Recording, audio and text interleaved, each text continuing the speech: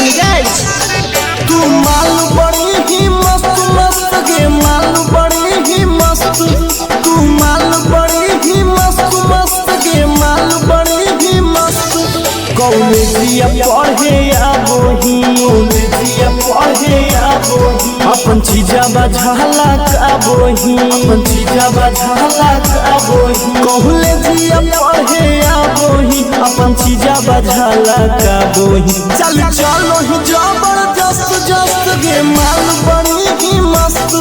तू माल बड़ी ही मस्त मस्त गे माल बड़ी ही मस्त।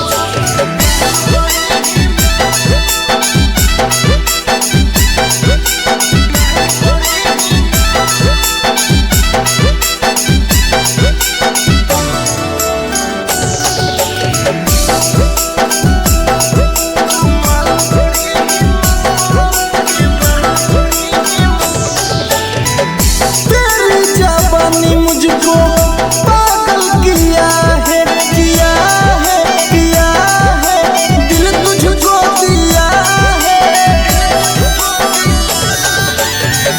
तेरी जवानी मुझको पागल किया है किया है किया है दिल मैंने अपना तुझको दिया है।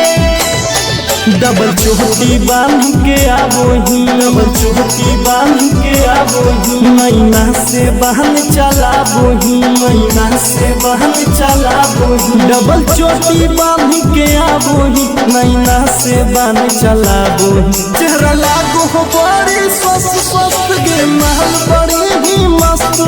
तू महल बड़ी ही मस्त मस्त गे महल बड़ी ही मस्त।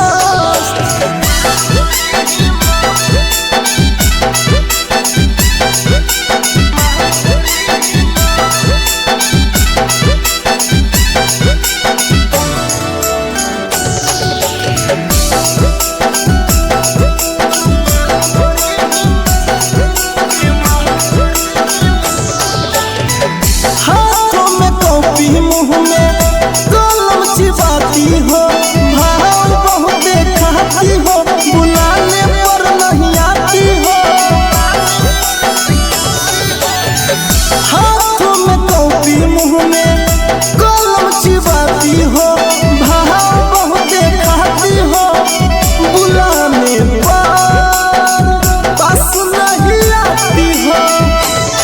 पिछुआ में बैग लटकाबोही पिछुआ में बैग लटकाबोही आर्यन के मन भटकाबोही आर्यन के मन भटकाबोही। पिछुआ में बैग लटकाबोही निशांत के मन भटकाबोही। मत कर देनी सबके भ्रष्ट भ्रष्ट तू महल बड़ी ही मस्त। तू महल बड़ी ही मस्त